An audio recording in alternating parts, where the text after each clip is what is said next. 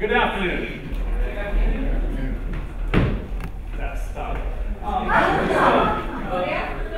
Thank you very much. So welcome to the symposium.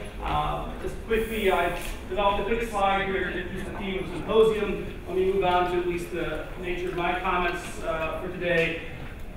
I'd like to speak about trends within and beyond conflict resolution, and I hope to share with you a few insights that have influenced the way I do my work. And I offer these as, ideas for consideration for how you might do better or differently your own work in the field. I don't presume that we all hold the same role or aspirations for the field, and yet I think we see some large trends moving nearby, through, and within our field that will influence all of our work. So let me just open by quickly noting that I'm a little bit anxious about this talk. And I'm anxious because one of the things I've been reading about lately a great deal is cognitive psychology and behavioral economics. And if you've gotten into this literature at all, you might be aware of something called the Heeden rule. The Heeden rule suggests that what people remember from experience, the way they judge experience, are by two things: the most intense part of it and the last thing that happens. So smartly, the symposium planners put me up first. So there's half an odds that you'll forget everything I say to you now and then. That's actually helping me out a little bit. But it's a little anxiety. I mentioned anxiety as well because I think one of the trends that we see across our field in the years to come is greater understanding of the role of emotion within dispute resolution work. And if you've been reading in negotiation literature for some time, you might have noted Fisher Shapiro brought out a book 5 or 6 years ago called Beyond Reason. And one of the premises of their book is that, in fact, to negotiate on substantive issues is really only half the game. That, in fact, to have your ideas received, to make a solid and durable relationship, to come up with an effective resolution, has to involve emotions as well. So this role of affective elements, the emotional, the intangibles, I believe are going to be one of the trends from other fields that influence how we do our work differently.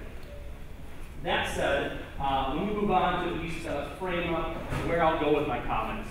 So I'll open, and if I've timed it out right, I'll spend perhaps half hour or so speaking about interdisciplinary dynamics. Now I'm going to emphasize decision-making research and bias and preferences studies. I do this because I think in much of the work we do, we assist others in effective decision-making. The role in which a mediator plays, the role that an arbitrator plays at some level, is essentially helping folks to arrive at an effective outcome. And so if you'll agree with me for a moment that the goal is to support effective decision-making, how do we know when we see it? And what can we do to help that along? So to that end, I'd like to take us through a handful of concepts I believe to be relevant that don't come from within the conflict resolution academic field, but instead are coming out of studies of neuroscience, are going to come out of studies of behavioral economics, and otherwise. After that, probably with about 4 minutes left, I'll run through quickly innovative practices and approaches, the area of my own recent concern and interest in our field, the trends I've identified and that I feel charged about, are largely about things that happen up front, early in processes. And so you'll see here my bullets: screening. And I'll take you back to 1976 to good old Frank Sanders' comments at the Pound Conference, where he said, really at some level, the exercise of alternative dispute resolution is to fit the forum to the fuss. You may recall this rhetoric. We're trying to create the appropriate forum to handle the dispute before us. Well, I'm going to suggest to you that, in fact, we not only need to fit the forum to the fuss, we need to fit the forum to the folks. And so screening, I believe, is an area in which the field has room to grow, and we're seeing growing awareness in different stations around the country in how we do the work. I'll talk quickly about preparation and opportunities I believe to encourage people to make better use of the mediation process. It's been my observation, and I'm working closely with one of our colleagues here today on a project to help folks who are underrepresented in family court to actually do some preparation for mediation. Because if we think that mediation, if you think as I do, that mediation is a facilitated negotiation, folks are walking in to a mediation session and making some really important decisions for themselves about their future. And it's remarkable the number of times they haven't given much thought what's going to happen before they get there. Right? And so it turns out, with some chagrin, I can report to you that as much as I thought we were onto something revolutionary, my colleague Joanne, on her research from 1982, that demonstrates workshops of this sort have been going on for some time now. But I think there's additional value for us to consider across any sector of practice. How do we encourage folks to come in well-equipped or prepared to make use of time in mediation, in a facilitated conversation, or otherwise? So preparation will be a theme. And then lastly, I'll just give a nod to parallel elements of work that really see moving upstream. I'm borrowing here from Lisa Bingham's work, where she speaks about upstream elements of collaborative governance, for example, and otherwise. So that's for the next half of my talk. For now, though, let's just go really, really basic. Try to pull folks in. When you speak on Friday at 3 o'clock, you've got to have something to draw the audience in. And so I thought perhaps truffles and kisses might do that for us. So what I'd like to do quickly is just a quick thought exercise here, if you would. This comes out of work with Dan Ariely. Dan's at Duke University. He's perhaps best known for a book called Predictably Irrational, which, if you've not read it, is wonderful. If you're in the role of a trainer or an educator, by the way, this book is magical. And the reason I say that, it allows you the chance to have real-time insights to insert between other major lessons that have some relevance to them. So get your hands on Predictably Irrational, my first recommendation. But let's talk about one of the studies Dan did. One of the studies Dan did when he was working at MIT is he set up a table in the student center, and he offered these 2 items for sale. Any person could walk up the table and they could buy a new truffle for 15 cents, or they could buy a Hershey's Kiss for a penny. So think to yourself, which would you buy if given the option of a truffle for 15 cents or a Hershey's Kiss for a penny?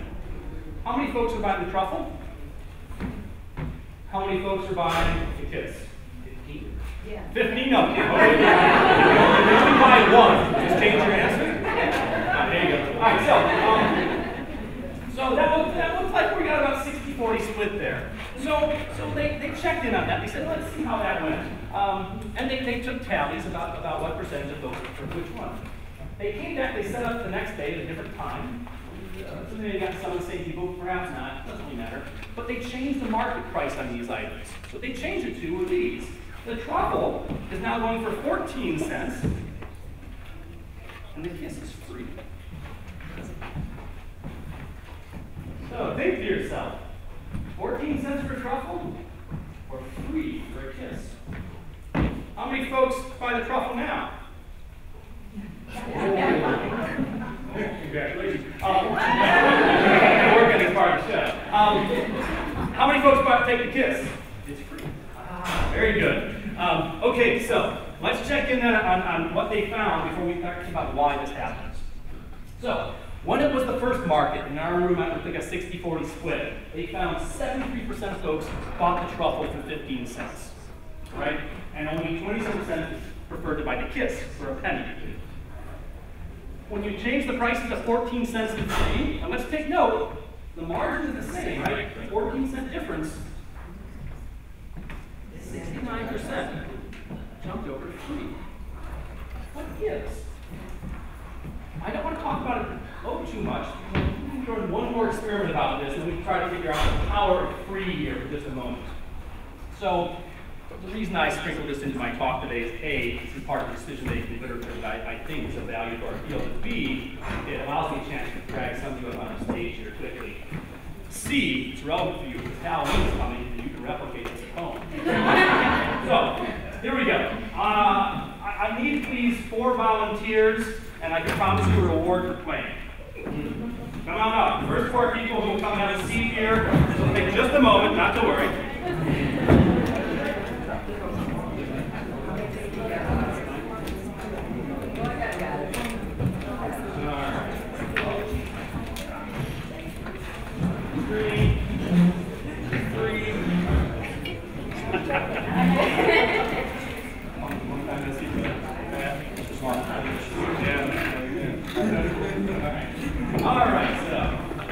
Okay, so here's the drill.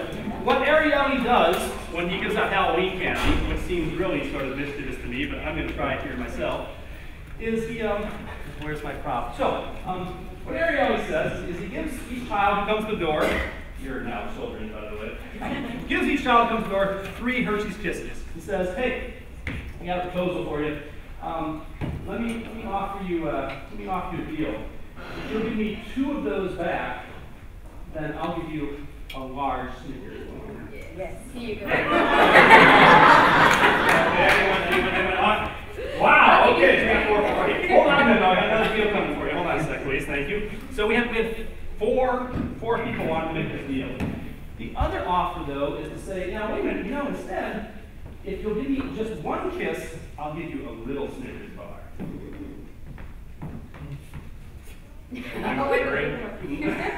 Sorry. Okay, so let's pause there for a moment. Recognize what happened here, right? All of our volunteers said, I'll go 2 for 1. This makes a lot more sense, right? I'm going to take the big one. Okay, so most kids opt for the 2 kisses for the large Snickers bar, right? That works well. Now, later in the evening, Ariel changes things up for the next hapless children victims and says, here's the deal. I will give you a large Snickers bar for just 1 kiss. Or before you make that deal, or your other option is, I'll just give you this bar for free.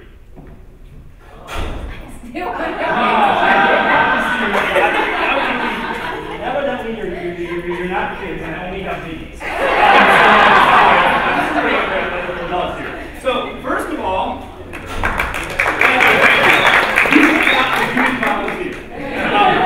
thank you very much. Chip out. All right, so, that's pretty profitable, right? You got 1 big What? You got 1 big head, huh? Okay, so what's demonstrated here is going to serve as a baseline for us, right? What happened? Well, unlike our knowledgeable dispute resolvers, in this study, about 70% of kids opted for the smaller bar. They said, I'm going to hold on to my 3 kisses. I'm going to take this additional 3 bar. The idea of parting with anything, 1 kiss, to get a larger bar, didn't work for them, right? So, in the first case, those Snickers had a cost, so the kids did the math.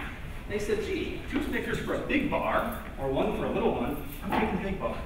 But the second time out, in which our panel did not quite help me make my point, but such is science. Second time out, though, with kids, they said, no, I don't want to part with anything. I'll just take it for free. So what Ariel has sort of divined, discerned from this, is that free has a really special power. Right? People are highly motivated by free. And if you think about other preferences we have around risk and reward, generally speaking, this makes a lot of sense because most of us are very loss averse. Right? You've perhaps heard of the studies where you're offered 2 different conditions, which mathematically calculate out the same. But if you have a chance to avoid a penalty, you'll take a high risk to do so. Whereas if you're going to get something for sure, you'll lock it in to keep the game. We tend to stick with rewards and not risk them very well, but we'll do anything we can to get out from under a penalty. Right? So think about the power of free. Free acts on that perfectly because essentially there's no risk. You're not losing at all. You can't have losses. If it's free, I just got it. I gave nothing. Which is what these kids are finding for us here. I include this because it's a nice way to get candy out of my audience members to keep them awake. But I also include this to help you think about for yourself, or when you're a little mediator, arbitrator, facilitator, or negotiator yourself, consider the way in which offers are made. The difference between saying, I'll give you a 30% discount on this and on that, is not as alluring as saying, if you buy this, I'll give you this for free. Right? So be thoughtful about the way in which your own risk preferences and tolerances get played for or against you. And that when you are couching offers to present to someone else, be thoughtful about presentation. It makes a big difference. Right? So free has this really important and magical power here, and it's really rooted in the idea that we are loss averse. When something's free, we didn't lose anything. We didn't pay anything. It's got to be fine. At day's end, it may not be so fine. Let me highlight 2 other biases And just in case this is an area of interest for you, this is a huge literature. I commend to you, there's a really short, pithy book. It's called The Science of Settlement by a friend named Barry Goldman. But Barry's book covers a number of these cognitive shortcuts, which go by the name heuristics, is the language used in cognitive psychology. But these cognitive shortcuts, these biases, which we're somewhat prone, I think are often on display in dispute resolution work. So the first one I'll talk about is confirmation bias. Confirmation bias, quite simply, is a tendency to give more weight to information that supports your point of view than that which does not. Right? I would note that this is also a little bit about the way in which we go through seeking information. Right? We seek to be confirmed that we're right. If you consider this politically charged time, which talk radio do you listen to, and which one do you never listen to? Right? We go to be affirmed. We seek to hear what we want to find. Right? And we're actually, you've probably already done, subconsciously or unconsciously, we have a solution we want, and we seek the information to fit the solution. I know who my candidate is in the debate. I know I'm listening for him to do well or for the other not to do well, and that's all I'm listening for. Right? And we write very effective filters in that way. So I encourage you, when you work with clients in any sort of dispute resolution work, or when you yourself are engaged in a dispute or in a conversation, be thoughtful about the opportunity to check confirmation bias. Note that you, and very likely clients with whom you work, engage in selective information processing. We seek information that tells what we want to hear. We don't go looking for inconvenient information. It's just not what we want to do. We aren't tending to do that sort of work. The second one I'll note is contrast effect. So if we reflect back on these ideas of proposals or offers, such as making things free or billing them as free, contrast effect suggests that the way we size up possibilities or offers is in contrast with other known possibilities or offers. So when people put before you three options, you start to weigh them against each other, but it tends to cloud out other options. Right? You focus on what's there instead of what's not, and we therefore evaluate them against one another. Everything turns out as relative. The Nobel Prizes are being awarded right now. People get these wonderful phone calls in the middle of the night telling them they won a Nobel Prize. 10 years ago, the Nobel Prize in Economics went to two guys who are sort of thought of as the grandfathers, I guess, of behavioral economics, Consortium University. And their biggest contribution, which was named in the prize, was prospect theory. And prospect theory is the idea that we judge how well we're doing or how we are against some benchmark. And that benchmark usually is absolutely arbitrary. So that you can decide how you feel about how you're doing by changing your benchmark. Right? You choose to think about, if I think of myself financially, how am I doing in my little life? When I benchmark myself against Donald Trump, I'm not feeling so good. Right? I'm in losses. I'm in what we call psychological losses. I'm focusing on debts. I'm focusing on bad. If I instead benchmark myself against me 15 years ago, I'm doing pretty good. I am wearing the same sport coat, but let's not talk about that now. I bought this in 1988, but we're not going to go there now. You're supposed to say, wow, you still didn't. Thank you very much. Okay, so the contrast effect, though, in prospect theory, really help us think about the fact that we don't generally evaluate in the objective. We evaluate subjectively and relatively. All ideas, all proposals, all offers are juxtaposed against something else. So we might do well to invite our clients or ourselves to consider what are we using to judge the acceptability of an offer or a demand? How do we shape our proposal?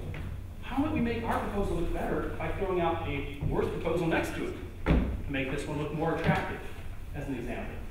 Right, so be mindful of the fact that prospect theory is quite an important idea, and we can see it on display in all parts of life. It's quite useful. A quick illustration about this would be in studies of Wall Street traders. Those who had a really good day in the morning will make safe plays in the afternoon, will buy smart investments. Those who had bad mornings are in psychological losses, make really risky plays later. Right? This happens quite consistently. I didn't include the slide to keep this, well, I just didn't include the slide. There's a prospect theory curve that shows where we're going to take risks or not. And if you're in losses, you take risks. If you want to watch this on display, go to a casino. The people placing the biggest bets are those who already lost some money that day. And they're chasing their losses. And they're making more and more bad bets. Right? The casino generally prevails. Last I saw in probability studies, there's only one game you can actually possibly make money if you control your investment in it. We'll leave that aside. I don't know which community all going to gamble, right? But recognize, please, that we're prone, humans tend to be prone to trying to chase bad losses by taking greater risks. So recognize, please, if you're a little mediator and you're helping someone within the last 3 terms of agreement with them giving and giving and giving, be mindful of their emotional state. Their decision-making is likely to be somewhat compromised at this point. Their behaviors are likely to get more, not necessarily outlandish, but they're going to start to demand or expect something more and might play more aggressively. So be thoughtful about how you're going to work with folks for whom, if they come into a mediation or they come into a negotiation in psychological losses, they're going to have more risk-taking, risk-tolerant behavior. It may not serve us well. One of the things that goes well for the field of dispute resolution is the durability of our outcomes. Part of my life is spent as a researcher, right? So I look at these big data sets, 400,000 cases. And one of the things that really recommends mediation to court systems around the country or to organizations for their workplace dispute systems is the high durability of the outcomes. People generally stick by their mediation outcomes. I had handicrafted this agreement, I'm going to live up to it. That tends to fall into another social psychological theory called procedural justice. That folks find things to be fair if they had a hand in crafting that outcome. The process was fair, therefore the outcome is fair. But I invite you to think about how do you support folks in finding a way to make a good, durable outcome? How do you support effective decision making is really the question. The last term I want to highlight for us here, a concept that I think is increasingly relevant across all sectors of this work. When I say all sectors, I spent some time a couple years ago working with the governor's office and the Environmental Protection Division doing some water planning for the state of Georgia, the comprehensive water plan that came out a few years back. Colleagues and I were part of the facilitation team to do that work. And to see the different ways that different of our citizens, colleagues, compatriots in Georgia think about water is. Is water a natural resource? Is it for recreation? Is it for industry? Is it to supply your recreation park? Or is it to supply instead a place to go fishing? Is it required to make sure we can have farming? It's all those things, of course. But when you ask any one player in that realm who deals with water policy, they're going to view it through their frame, their lens. Right? What's water important for? Oh, clearly it's important for this. So framing shapes how we think about different concepts or ideas. My favorite illustration of framing, my favorite illustration of framing comes up in another slide. Before we get there, there's one additional note on prospect here. This is, by the way, what happens when your son wakes up at 3:30 and you can't fall back asleep. So, my apologies on that timing. So this Olympic medals that are up here on the screen, the Olympics have just come and gone again. Research done in 2002 concerned perceptions of athletes' satisfactions or happiness with how they've done the Olympics. Right? Medbeck was the lead author on this study. What they found was that those Olympians who had won a gold medal were dissatisfied with their performance. They were this happy. Silver medalists were this happy. Right? Clearly less happy than gold medalists. Bronze medalists? What gives? Barely got it. They barely got it. They're happy. Oh, yes, they're glad they're not fourth place. They're glad they're not fourth place, right? Makes all the difference, right? So this might be the clearest demonstration of prospect theory I can offer to you, right? Because clearly gold, silver, bronze, we know bronze is below silver, and yet we get more satisfaction in the bronze medal spot. And indeed, the best explanation we see for this is that if you win silver, you're thinking, could have had gold.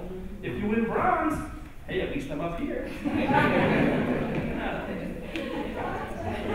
Right, so recognize, please, prospect theory, I think, can be confirmed in many ways, but recognize, therefore, you measure how you're doing in any given endeavor based on your own choice of benchmark, and it changes based on your preferences.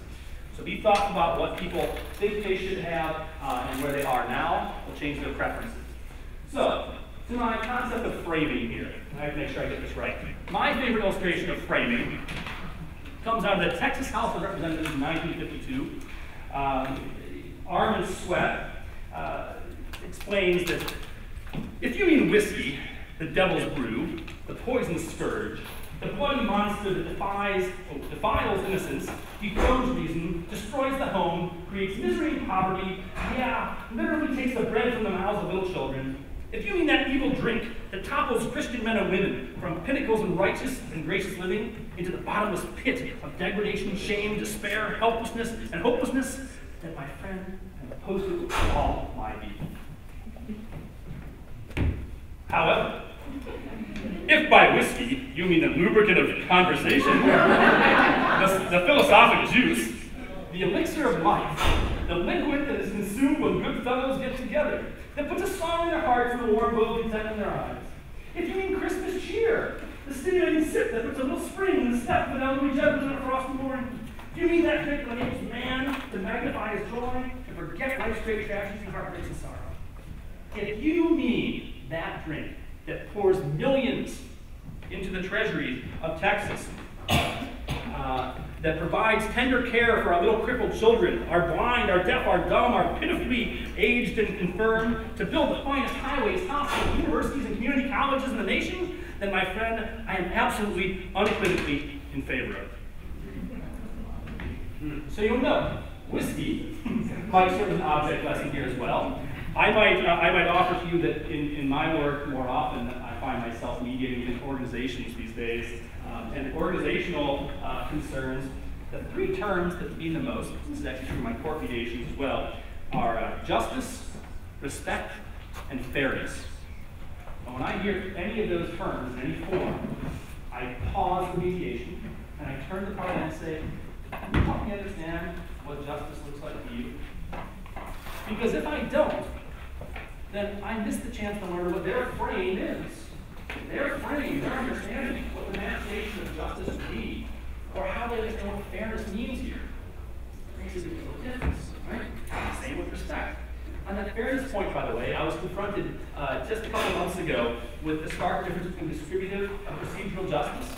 That in fact, two people were saying that an outcome at their workplace was purely unjust. When I asked them to explain, because I said, wait, justice, what do you mean?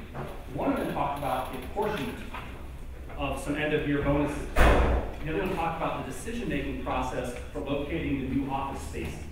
That one got the window, one hadn't. Right? But they weren't talking about the same justice at all. One was talking about distribution, one was talking about procedure. The mediation went fairly well after we realized together that their disagreement wasn't really butting heads. Apparently my time is up. Anyway, so please appreciate the role of framing. I think without, I've yet to find a case, a matter of concern that arises in which framing is not related to, at the heart of the issue. There's whiskey now. Sorry, it is Friday at 3:30. Let's move on. One other element then that I want to pick up quickly in the decision-making literature that I think may be of use or value to you. Again, I invite you to consider how it may be, how it may not. But one of those is about the way in which we engage in discounting, specifically around time. Research has found that we generally make these choices around issues or ideas or proposals based on how they'll play in the near term. We perceive near-term rewards to be way more valuable than long-term rewards. Same thing with pain. So let's just measure this quickly. Get smaller. Let's say I offer you $100, going closely to 50. Let's say I offer you $100 today, or $110 tomorrow. Next week, 110. How many folks want $100 a day? How many folks want $110 next week? Fewer, but not by much, okay? Let's say we take this into the future by a year. How many people would prefer to have $100 on October 1st, 2013, or $110 on October 8th, 2013? Do you want $100 on October 1st, 2013? Or do you want $110 a week later? Note the preference switch, right? We call this preference reversal. This is a pretty quick demonstration of the idea that we really value that which is in the near term quite differently. we prioritize it, we emphasize it, we see it. Oh, grab that. Think about an adjustable rate mortgage. Right? What's an adjustable rate mortgage selling to you? It is selling you temporal discount. Because you say, hey, I locked in for the next 5 years this rate. Good for you. Year 6, your rates just went through the roof. Didn't see that one coming. So recognize, please, that actually, by the way, that the adjustable rate mortgage illustration comes out of David Eagleman's new book called Incognito. It's about the secret life of the brain. That's the subtitle. But Eagleman and others would point to this idea of temporal discount, that we tend to value rewards that are closer than those in the future. It's hard to have discipline for the long term if you get some near-term reward instead. Right? So that's Eagleman's approach there. When you go to brain science, if you want to find out studies of where this functions, it turns out that in a really simplified model of the brain, you might note that the amygdala is sort of this emotional, more immediate, instinctive center of there's actually amygdala, there's two of them, in the brain. There's sort of the immediate responses, fight, freeze, and a few more of the emotions are going to come flowing through that part. The prefrontal cortex, what separates us as primates from our other primates, as well as from the rest of the animal kingdom, is this prefrontal cortex. The ability to maintain some focus, some planning about multiple different futures. Right? That's executive function. Can I envision different possibilities from here and make a wise choice about what to pursue? And I can only do that because of this really overdeveloped prefrontal cortex. That's the important part of the brain to us. That's distinct. But the amygdala, fight, flight, or freeze, says, I want something now. It's more of the id, to think in a Freudian term, right? And so when you do functional MRIs on people while they're making choices, what you see is that the emotional brain centers come up when we're making these sorts of decisions about, gee, let's take the near term, it's good, it's right here, have it now. Whereas other elements of the prefrontal cortex and lateral parts thereof are far more going to light up and engage, and we're considering the long-term implications. Right? So as we think about disinhibition, just accept an opportunity for functioning in the moment, we aren't thinking about the long-term reward. We've got the near-term ones. The long-term penalty, another beer now, I've already had 3. Fourth one, great. Not thinking about tomorrow morning, obviously. So never mind the fact that it's probably going to hurt some part of my body over time, etc. That's not what's functioning. If you think in the short term or functioning in the moment, it's quite typical. I have a couple of colleagues who are German, and they say there's actually this expression in German that what you need to do to have self-discipline is you have to overcome your innerer Schweinehund. And the innerer Schweinehund, which is actually a bulldog, is that part that just wants and does in the moment. Instead of thinking about, what's the plan for the long term? What else we got there? So I encourage you also to go on the web and see what Schweinehund gets you. So recognize, please, therefore, that when you're engaged in the work of dispute resolution, in whatever role you play, be mindful of the fact that you and others may be predisposed, prone to having this uneven assessment of how things will play. That we often get taken in by the free and the short term. And that those sort of elements will override the planning we might have if we take some time away and reflect on what's the actual cost here. So at least I found in the role that I play, which is usually that of mediator, sometimes facilitator, I find it very often to take people out of the moment. Don't hurry to decision. In fact, if anything, slow down the opportunity to commit and say, let's reconvene to have sort of a signing ceremony next week or something to that effect. Give time, the light of day, the benefit of some reflection to really take hold before folks commit to the long haul.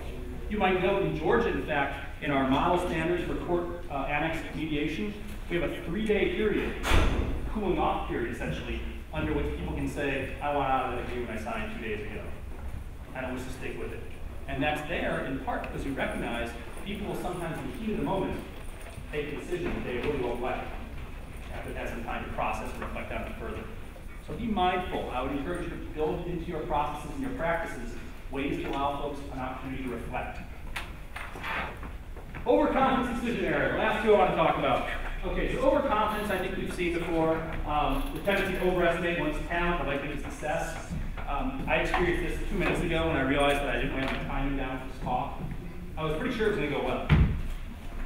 Let's move on. So, the other point I want to raise, though, which I think is really important. One of the best pieces of legal scholarship that's come out in years that doesn't get enough play by a friend of mine named Randy Kaiser out in California.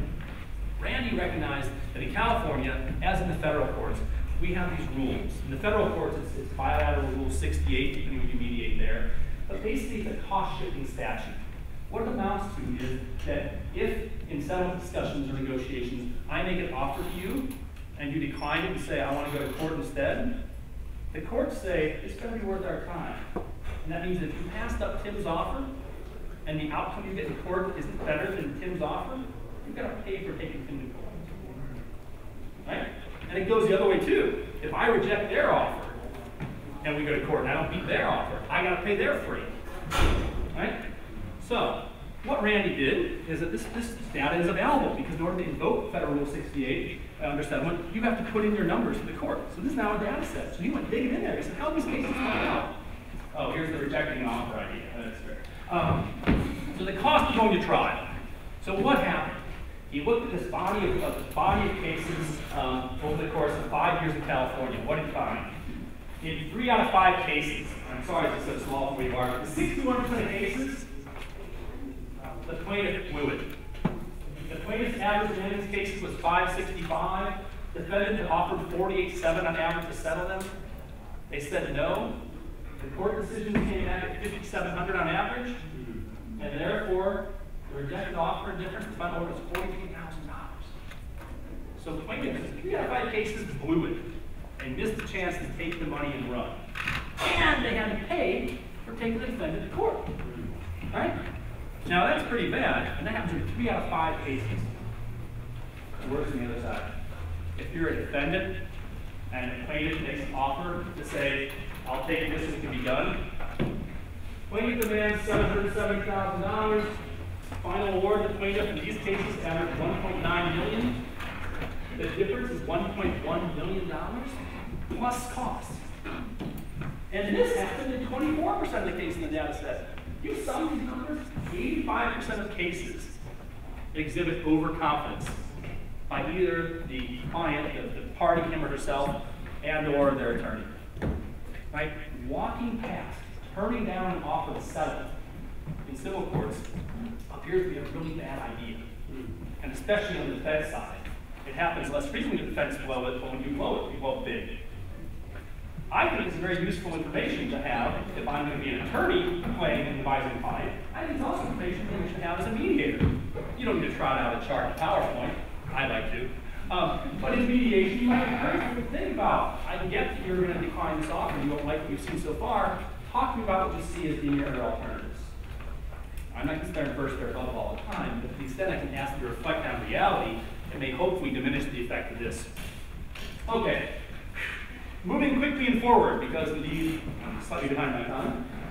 The innovative practices and approaches that I highlight for you within the field of conflict resolution largely tend to happen upstream, the front end of our processes. So the 3 I highlight for you are screening, an emphasis on preparation, and again, just the language of upstream. Before I go further, let me just say that 2 greatest contributions to my little lingo with dispute resolution lately have been Bernie Mayer's idea that we don't call the word conflict resolution, but conflict engagement. In fact, what we do is we do constructive conflict engagement. Because it's a little presumptuous to think we can always resolve conflicts. I took a few classes with a good friend, John Paul Mederock, who talks about the fact that it should take as long to get out of conflict as it took to get into it. So it's kind of presumptuous that in our 3-hour mediation, a 4-year standing issue is now going to go away. So resolution may be too much. Transformation, also a worthy goal, is going to take time. Relationship repair is going to take a good deal of time. And so I give a nod to Bernie's work. Bernie also used the term anticipation. So he doesn't mean conflict prevention. For many of us who do these workshops talk about the fact that conflict is inevitable. Right? You're going to see it, it's always going to emerge in relationships over time. So let's not really pretend to do conflict prevention. Let's instead prepare people for anticipate what's going to happen. So conflict anticipation might be another frame. Conflict management. How about conflict management? It'd be a good name for a master's program at Kennesaw State, but I'm not sure I'll push it on you just now. And the other author I'll give a quick nod to, as I mentioned before, is Lisa Bingham, who, along with colleague Rosemary O'Leary, uses the term upstream. Putting our dispute resolution practices upstream. So before conflict emerges, is it possible to note that if you're going to have an ongoing relationship, let's do some work in advance. Let's set some norms together.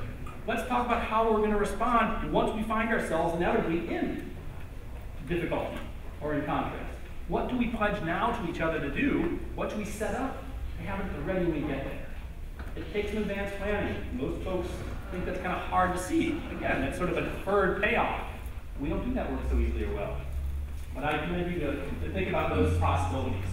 So, putting the form of the fuss, I threatened you a moment ago, I was going to talk about, now we're talking about putting the form of the folks. So, last year, I published an article in Marquette Law Review, and the title is perhaps way too long, but you'll notice it speaks to screening and preparation. And so, if you go back in time to 1976 again to Frank's article, where he talked about the variety of dispute processing, he proposed that you could walk into the multi-door courthouse, and you should see this on the wall. In room 1, you would go talk to a screening clerk. And with that screening clerk, he or she would speak with you about what are your interests, what are your needs, what's the matter in this case, what's the relationship with the other party, what do you hope to get out of this, and then help you to go to the right process. Do you need mediation, arbitration, fact-finding, malpractice, superior court, or an ombuds? Right? This was the original multi-door courthouse idea that Frank laid out. I suggest to you that we might want to return in that way at some level with an organizational disputing, campus dispute resolution. Certainly within the courts we see this. We still have in the cab, the multi-door courthouse as a concept without quite so many rooms therein. But the idea that we might screen cases is indeed valuable, and I'm going to encourage you to think about ways in which you might screen clients. I don't mean to say that there are some clients whom mediation is not going to be a good thing. I don't want to take away from people the opportunity to use it as a process. I do want to make sure that mediation is provided in a way that makes sense for those clients, though. Because I've worked with, over my 23 years as a mediator, a number of folks for whom mediation was not a good use of their time. They would have benefited greatly from counsel or support or assistance, and to the extent I can do so, I adapt the process. Perhaps someone has difficulty paying attention to an intense conversation for extended periods, we do it in 1 hour chunks every other day, as an example. But be mindful of the fact that few of us in the field are mental health professionals who can do that screening. And so what I would encourage you, before you even think of, is are there partnerships you might develop with colleagues in mental health screening fields that when you encounter someone for whom you have a nagging feeling, might you make an appropriate and respectful recommendation to say, let's work together to figure out how mediation might be tailored to your needs, if it's indeed what you need to do. Right? The screening of clients has gone without enough attention. I'm thankful that the field has been really thoughtful around issues of domestic violence, certainly, other forms of power imbalance.